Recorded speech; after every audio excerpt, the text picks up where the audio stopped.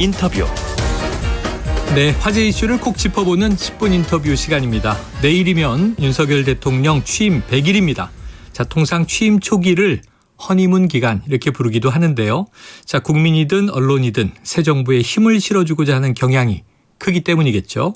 자, 그럼에도 윤석열 대통령은 취임 100일 동안 좀 잇따른 인사 실패, 정책 혼선 등으로 국정 동력을 확보하지 못하고 있는 상황입니다. 자, 윤 대통령의 멘토이자 대통령 취임식 특별 초청 명단에 넘버 2 이렇게 오를 만큼 자, 윤 대통령과 각별하신 분이죠. 이 신평 변호사와 함께 윤석열 정부의 지난 100일을 진단하고 나아가야 할 방향을 전망해 보도록 하겠습니다. 자, 신 변호사님 나와 계시죠? 네, 안녕하십니까? 네, 자, 윤석열 정부 취임 100일 하루 앞으로 다가왔는데요. 윤 대통령의 강력한 지지자시니까 예. 어떻게 지켜보셨습니까? 그런데 말이죠. 조금 전에 말씀하신 그 넘버 2 가는 말은 제가 농담조로 한 말인데 그게 좀 와전됐다. 곤란하고. 네. 그리고 제가 윤 대통령의 멘토가 아닙니다. 네. 제가 대선 과정에서 이런저런 여러 조언을 한 것은 사실인데 당선 후에는 제가 스스로 통로를 다 끊어버렸습니다. 네네. 그래서 제가 왜 그러냐면은 비선이라는 그런 있어서는 안 되죠. 네네. 또 제가 비선의 하나가 된다 그러면 제 자존심이 허락하지를 않겠습니다. 네네. 예. 야, 알겠습니다. 지금 이제 세세하게 정정해 주셨습니다. 예. 자, 후보 시절의 멘토 넘버 2는 이제 농담조로 하신 말씀이다. 예. 자, 그러면 내일 기자회견인데요. 예. 혹시 입각하거나 대통령실에 아예 들어가실 가능성 없나요? 제가요? 네. 아이고, 저는 이거 시골에 농사 지으면서 사는 네. 촌보에 불과합니다. 알겠습니다. 저 같은 사람이 들어가면 어떻게 되겠습니까? 오히려 국민들은 좀 겸손한 분들을 기대하고 있는 것 같습니다. 자, 이 변호사님께서 윤석열 후보를 지지하는 이유 중 하나로 예. 이 통합을 꼽으신 바가 있어요. 예전에도 시사본부 나와주셨었지 않습니까? 그렇죠. 자, 지금 대통령이 되고 난 이후에 통합 행보는 어떻게 보십니까? 현재로서는 국정 운영의 동력이 많이 떨어져 버렸죠. 네. 이런 상태에서 통합의 여유가 생기지 않았다고 봅니다만은 여전히 이렇게 나가면 안 되겠죠. 이 미흡한 상태를 하루빨리 많이 고쳐 나가시기를 기대합니다. 네, 자, 고쳐가기를 기대한다. 자, 윤 대통령 처음 취임할 때 이 국정 지지율이 대략 한 50% 내외였습니다. 이것도 이제 높지는 않았는데 워낙 대선이 팽팽한 결과로 승패가 갈렸으니까요. 그런데 현재는 이게 20%대까지 떨어졌습니다. 지금 이 KBS가 한국 리서치에 의뢰해서 지난 12일에서 14일 조사한 내용을 보시면 이 자세한 내용은 중앙선거 여론조사 심의위원회 홈페이지를 참조하시면 되는데 지금 국정운영평가에 보면 잘하고 있다가 28%고요. 잘 못하고 있다. 부정평가가 67%가 나왔습니다. 가장 결정적인 지지율 하락의 원인은 좀 뭐로 보고 계세요? 무엇보다도 대통령은 어떤 변명을 하려고 해서는 안 되죠. 네. 변명할 여지 없이 대통령의 여러 행위들이 국민의 기대치를 충족시켜주지 못한 데에 근본 원인이 있지 않겠습니까? 네. 예. 신 변호사님, 윤 대통령과 대화를 워낙 많이 하셨을 거고 성품이라든가 또 역량 다 잘 알고 계실 텐데요. 윤석열 대통령 입장에서 한번 생각을 해보시면 지금 상황을 좀 어떻게 받아들이고 있을 것 같습니까? 윤 대통령은 그 장점 중에 하나가 이 참으면서 기다릴 줄 아는 사람입니다. 지금 윤 대통령의 말들에서 국민 여론을 무시한다고 하는 그런 비판을 받기도 합니다만은 그분은 절대 그렇지 않습니다. 좀 더 인내하면서 차차 이 호전될 것을 기대하면서 열심히 해 나가실 것입니다. 자, 이 윤석열 대통령 100일을 기점으로 인적 쇄신, 인사 문제 논란이 많다 보니까 인적 쇄신에 대한 기대가 크지 않습니까? 지금 이제 보도들을 보면 김은혜 전 의원을 이제 홍보 라인에 보강시키려는 안을 검토 중이다. 또 김대기 비서실장은 유임 가능성이 높다. 그런데 오늘 아침 도스태핑 얘기를 들어보면요. 또 좀 대대적인 인사 개편이 있는 거 아닌가 하는 또 이 이야기가 나와요. 어떻게 보십니까? 인적 쇄신은 말이죠. 저는 모르핀 주사라고 봅니다. 아직은 이 모르핀 주사를 맞을 정도는 뭐 되지 않았다고 생각하는데, 네네. 그러나 추석 후에 민심의 동향을 살펴서 윤 대통령이 본격적인 처방을 하지 않을까 기대를 하고 있습니다. 그러면 아직은 조금 이러니까 예. 추석을 한번 기다려 보시면은 그런 처방이 본격적으로 나오지 않겠나 기대합니다. 추석. 예. 추석 민심. 그럼 이번에는 100일을 맞아서 어찌 보면 소폭 인력 투입을 하고 이 민심을 좀 보다가 이 추석쯤에 뭔가 국민들의 불만은 제가 잘 모르겠습니다만은 그런 수순으로 가지 않을까 그렇게 생각합니다. 신 변호사님의 예언으로 저희가 한번 잘 키핑을 해놓고 지켜보도록 하죠. 내일도 또 지켜봐야 되지만 인적 쇄신은 모르핀 주사다. 근데 아직은 그때는 아니다 이렇게 얘기하셨어요. 자, 좀 우려되는 부분이 이제 국정 운영의 기대감입니다. 59.3%가 못할 것이다. 이건 현재 평가가 아니라 이제 전망인 거죠. 윤석열 정부가 이제 무능한 정부 아니냐 이런 프레임에 이제 갇히지 않을 지금 돌파구가 필요한 시점입니다. 좀 조언을 해주신다면 어떻게 해야 될까요? 저로서는 윤석열 대통령이나 정부가 이 우리 사회의 구조적인 갈등과 모순을 직시하면서 이를 해결하기 위한 과감한 방책을 실시를 해주시기를 바라는 거죠. 네네. 지난번에 제가 잠깐 말씀드렸습니다만은, 이 기득권자들이 치어버린 사회적 사다리, 복구를 꼭 해야 합니다. 네. 그 중에 가장 중요한 하나로서 될 수 있는 것이 로스쿨 문제죠.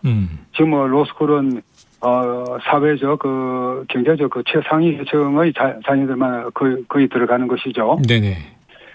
이것을 사회, 중하위 계층의 자녀들도 들어갈 수 있는 그런 사다리를 빨리 마련해야 합니다. 네네. 자, 로스쿨 문제를 한 예로 짚어주셨고 지금 과감한 개혁 조치가 필요하다. 과감하게 해야 된다 이렇게 말씀해 주셨습니다. 자, 또 한 가지 이제 흥미로운 이 기사가 있어서요. 이 시사 저널이 발표했는데요. 2022년 누가 한국을 움직이는가 이런 설문조사가 나왔는데 이 대통령의 가장 영향력 있는 인물 이렇게 묻는 질문에 72.0% 김건희 여사가 가장 많은 지목을 받았습니다. 그 뒤를 한동훈 법무부 장관, 권성동 국민의힘 원내대표, 장제원 의원 이렇게 잇고 있는데요. 2위가 지금 한동훈 법무부 장관이 37.6%니까 김건희 여사가 워낙 격차 있는 1위예요. 네, 이번 조사는 지난 6월 30일부터 7월 18일까지 시사저널이 여론조사 전문기관 칸타퍼블릭에 의뢰한 그런 내용입니다. 자세한 사항은 중앙여론조사심의위원회 홈페이지를 참조하시면 되고요. 자, 신 변호사님 보시기에 김건희 여사의 영향력 그렇게 큽니까? 글쎄요. 제가 거기에 대해서는 잘 아는 바가 없는데. 네. 그런 주목을 받는 것이 좋은 면도 있고 또 나쁜 면도 있겠죠. 네. 그런데 어떤 김건희 여사가 어떻든 기존의 영부인과는 완전히 다르죠. 어떤 신세대 영부인이라고 할까요? 네. 그런 면에서 주목은 받는데 조금 이것이 상당히 불안한 느낌을 주는 건 사실입니다. 불안한 느낌이 있다. 뭔가 조치가 필요하다고 보시는 거죠? 그렇겠죠. 지금 좀 불안하다는 말씀 안에 김건희 여사 관련된 지금 보도 여러 가지 또 국민들이 주목하는 이슈들을 보면 논문 표절 의혹이라든가 최근에도 좀 대학이 시끌시끌하지 않습니까? 또 이제 대통령실 사적 채용 논란이라든가 그래서 이게 이른바 여사 리스크 이런 얘기까지 나오는데 그럼 앞으로 향후에 김건희 여사는 좀 어떤 행보를 보여야 한다고 보십니까? 논문 방금 말씀하신 논문 표절이나 사적 채용 그 문제에 관해서는 좀 더 다른 시각에서 볼 여지가 있는 것이죠. 네. 저도 대학 교수를 20년 해봐서 잘 압니다만은 그런 정도의 논문 표절 그런 것은 흔하게 있습니다. 그리고 이렇게 많은다고 해서 제가 대학의 권위를 실추시킨다고는 하지 말았으면 싶은데요. 여러 가지 사정으로 학위 논문을 통과시켜주고 하는 그런 모습들이 어느 대학이건 있기 마련입니다. 네. 그리고 사적 채용하는 그 말은 하나의 프레임을 걸기 위해서 만든 말이지 않습니까? 어느 역대 정부 간에 대통령실에 인사를 하면서 그 선거의 과정에 그 공을 세웠거나 또는 대통령과 또 밀접한 관계 있는 사람들을 그 채용하지 않은 경우가 단 한 번이라도 있었습니까? 네. 그런 면에서 조금 오해의 소지가 있다고 생각하고요. 저는 그 개인적으로는 오히려 그 김 여사가 그 적극적 행보를 하는 것이 그간의 잘못된 그 의혹과 오해를 탈피한다고 봅니다. 네. 그래서 그 김 여사가 우리 사회의 그 소외계층 그 어렵게 사시는 분들 그 많이 계시죠. 네. 이런 분들의 그 삶을 보살피고 또 막 거의 그 보도만 안아주시는 그런 모습을 그 보여주기를 저는 기대를 합니다. 알겠습니다. 사회공헌 분야에 좀 많이 활동했으면 좋겠다. 당내 관계로 한번 들어가 볼게요. 최근에 이준석 대표 파장 지난 주말에 기자회견 있지 않았습니까? 그렇죠. 신 변호사님 말씀하신 게 보도된 걸 보니까 예. 이준석 대표는 남자 추미애다 이렇게 표현하셨더라고요. 예. 어떤 의미인가요? 그 추미애 장관한테 그 대단히 그 좀 신뢰되는 그 표현인데. 네. 제가 사실은 그 추장관하고도 개인적으로 잘 압니다. 네네. 그러나 그 지난해에 그 추 장관이 그 정부의 핵심으로 그 떠올라서 맹렬히 그 윤석열 검찰총장을 그 공격을 했죠. 그런 과정에서 제가 그 윤 총장을 옹호하는 입장에서 그 쓰다 보니까 본의 아니게 그 많은 또 서로 그 저와 그 추 장관 간의 그 네. 충돌도 있었는데. 네.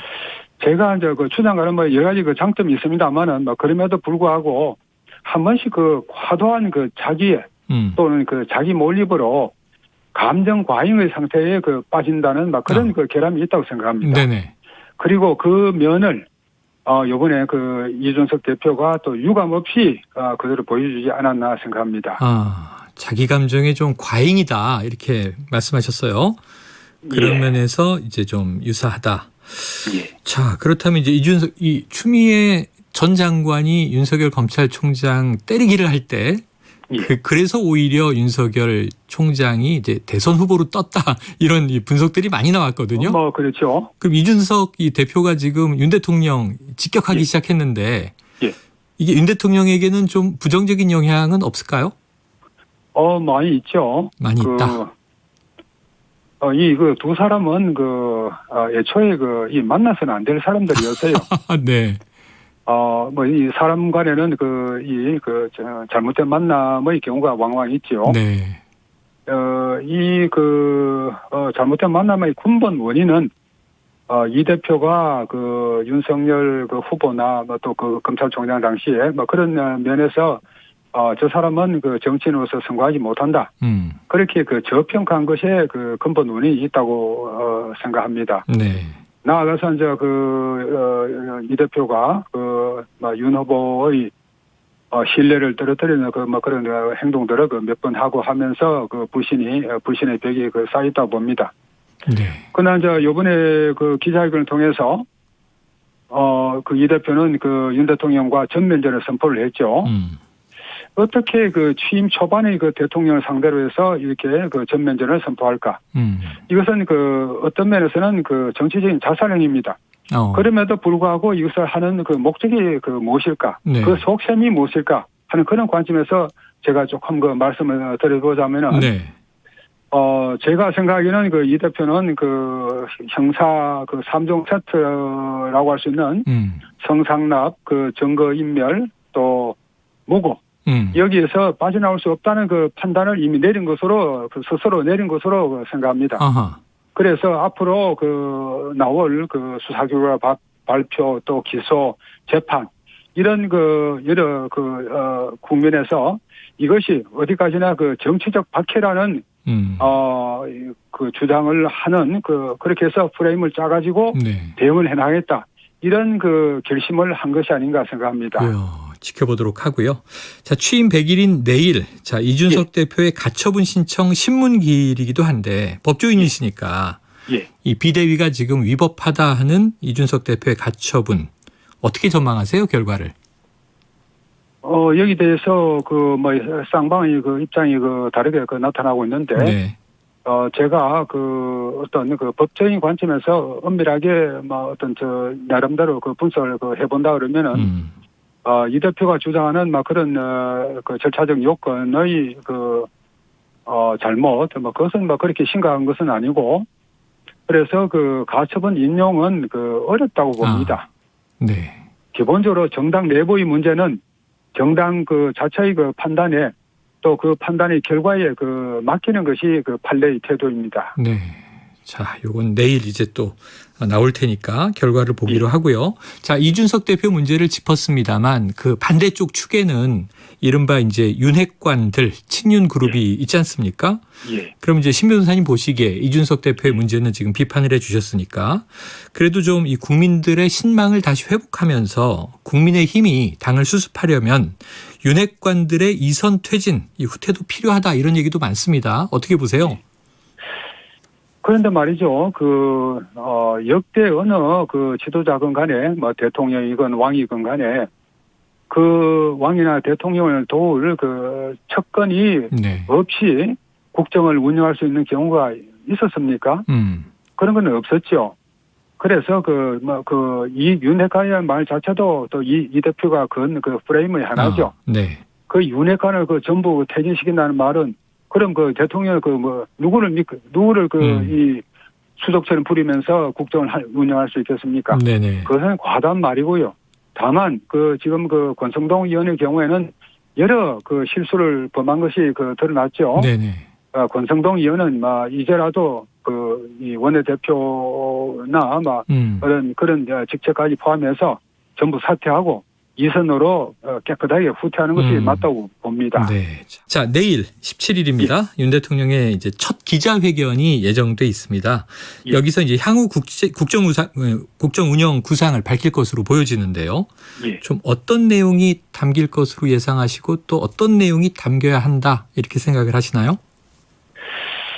글쎄요, 제가 속을 자세히 알겠습니까만은 제 욕심을 말씀을 드리자면은 우리 사회의 모순과 갈등 구조 이런 거를 윤 대통령이 직실하면서 해결할 수 있는 방도를 제시했으면 하는 그런 한결같은 바람을 가지고 있습니다. 그게 꼭 민생 문제라기보다도 네. 우리 사회 구조가 잘못된 것을 기득권자들에 의해서 왜곡된 많은 그런 측면이 있습니다. 네네. 이것을 고쳐나가겠다. 이것은 진보와 보수에 관계되는 것이 아닙니다. 네네. 국민들에게 희망을 주는 것입니다. 이런 개혁적인 조치들을 윤 대통령이 취해 주셨으면 하고 한결같이 저는 바라는 것이죠. 네네. 잘못된 사회적 구조를 개혁하는데 좀 힘을 써달라. 자, 이거 한 가지만 더 여쭤볼게요. 이건 민주당 상황인데 지금 전당대회 국면을 쭉 보면 이재명 후보의 당선이 유력해 보이지 않습니까? 그렇죠. 그럼 지금 국회 구조를 보면은 여소야대 국면이니까요.